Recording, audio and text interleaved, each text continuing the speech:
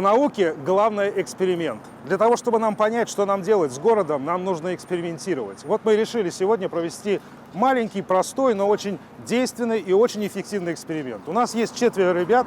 Это Алексей, велосипед, это Светлана, общественный транспорт, это Юрий, личный автомобиль, и это Тимур, самокат. Мы отправляем сейчас ребят отсюда, от театра Камала, и будем встречать их за несколько километров отсюда на парке Горького. И посмотрим, кто быстрее. Ну что, 3, 4, поехали! Каждый день мы играем в эту игру. Кто быстрее, кто проворнее. На самом деле победитель известен. Есть кое-кто, за кем не угнаться. Это прогресс.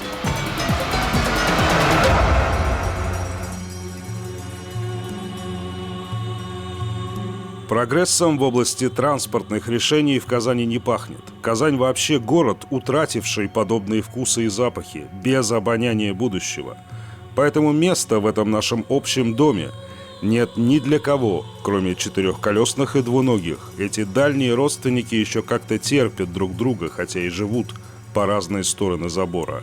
Остальным место на коврике за входной дверью. И пусть судьба сколько угодно стучится в дверь, ей не откроют. Потому что чем дальше мы идем вот в эту автомобилизацию, погружаемся туда, тем обратный путь будет более сложнее. Чем дальше в лес, тем больше дров. Если мы сейчас задумаемся и немножко начнем менять концепцию потихонечку, да, нужно ломать стереотип. Это же стереотип. Ездить на машине по городу постоянно – это стереотип. Пройдет пару лет, начнем менять, и человек скажет: блин, я же на самокате могу доехать. Спорная мысль, скажут многие, но популярность уже существующей альтернативы говорит именно об этом. Сегодня мы уже знаем, что спустя энное количество лет эволюции выживут не динозавры, а вот эти мелкие и проворные создания. Им трудно сейчас в городах, построенных вокруг автомобиля. Их даже пытаются замести под коврик, чтобы их и не видел никто. Какое-то время по городу даже носилась идея окончательного решения вопроса – создания неких гетто для тех, чей статус не определен – в парках, скверах и набережных. И это плохая идея. Это очень плохое решение, потому что в парках и скверах гуляют люди, пешком гуляют люди. Велосипеды, в принципе, там тоже не особо нужны и не особо им рады там. Пускать самокаты конкретно в парке – это очень плохо, это приведет к травматизму, к смертям и тому подобное. Покатушки – это вот этим средством передвижения действительно самое место на строго ограниченной территории. Кстати, а где, например, самокаты на площади перед театром Камала? Тут такое раздолье, не мешает никто. Где они? Здесь? Нет. Может быть, здесь? Что-то не видно. Может быть, там? И там нет. Так где же они? А ответ-то простой. Им тут нечего делать. Самокаты из вида спорта перевоплотились в вид транспорта. Люди ездят куда-то, а не по кругу, как на коньках или роликах. На сегодня ключевой, наверное, вопрос, с какой скоростью они это делают. Крупнейшая в Казани компания по прокату самокатов уже определила для города несколько зон со своими ограничениями скорости. В основном это 15 км в час. Таковых зон оказалось немало, и ограничения действительно уже работают. Ну что, вот могу сказать вам, что только что я развивал скорость в 15 км в час. Вот сейчас ехал 10, между прочим. И могу сказать, что это совсем немедленно. Это вдвое, иногда даже и втрое быстрее, чем пешеход. Вот представьте себе. И, конечно, это никакое не решение проблемы. Даже если по всему городу будет установлено такое ограничение, это только начало решения. Но и особо комично, конечно, все это смотрится вот здесь, рядом вот с этой трассой, по которой со скоростью 60 км в час передвигаются автомобили. 60 плюс 20 км в час. Даже у самокатов нет такой возможности. У них там нет пешеходов, у нас тут есть, а быть ведь тоже не должно. То есть вывод опять тот же. Система, сложившаяся в середине 20 века, еще сопротивляется, но процесс необратим.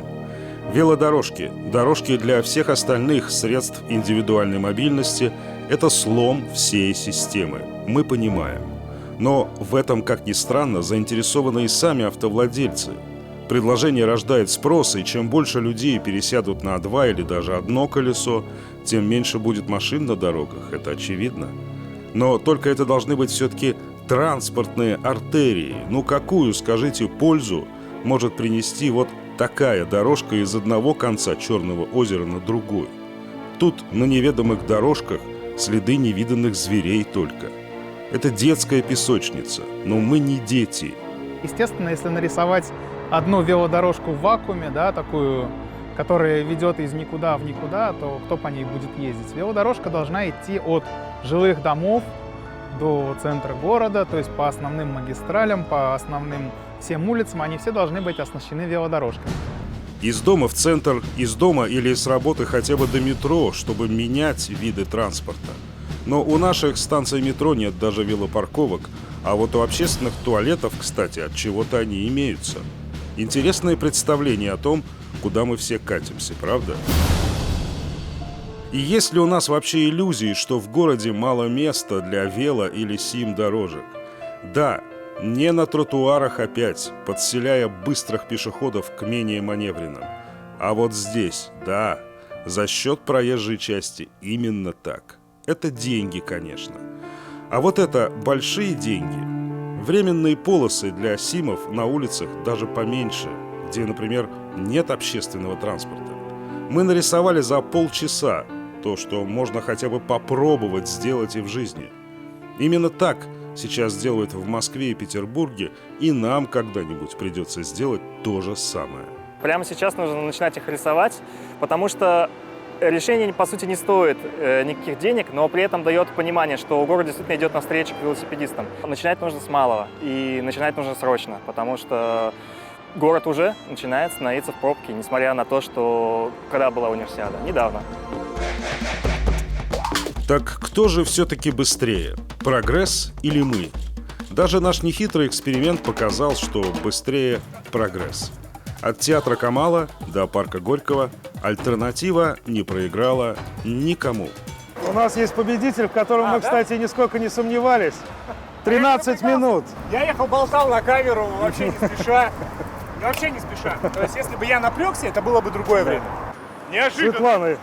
Светлана, вы всего ровно на минуту после Алексея приехали на общественном транспорте. Ну, просто маленький был маршрут, на самом деле, не было пробок. Вы посмотрите, все-таки наш самокат, несмотря на то, что приходит на бронзовое место,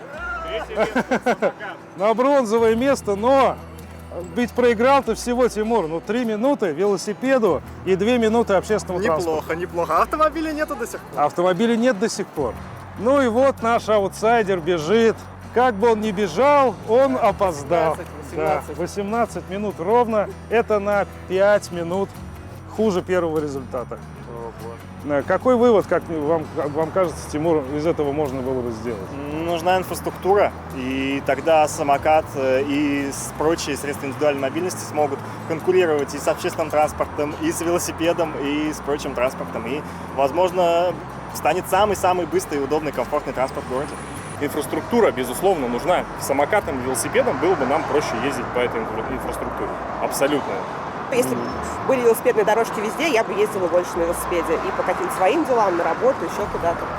Была бы какая-то достойная альтернатива, да, я бы выбрал велосипед, потому что я сам тоже велосипедист, у меня есть велосипед, я езжу, но я живу на окраине города, оттуда нет велодорожек. Я надеюсь, что все-таки будут поощрять, потому что запрещать двухколесные средства — это, по сути, запрещать прогресс. Сейчас в Китае уже не только самокаты, уже электровелосипеды широко пользуются популярностью. Появляются все новые и новые виды.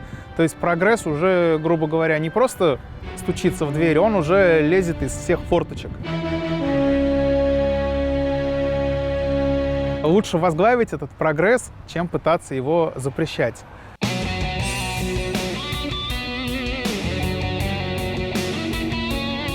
Откройте тому, что стучится.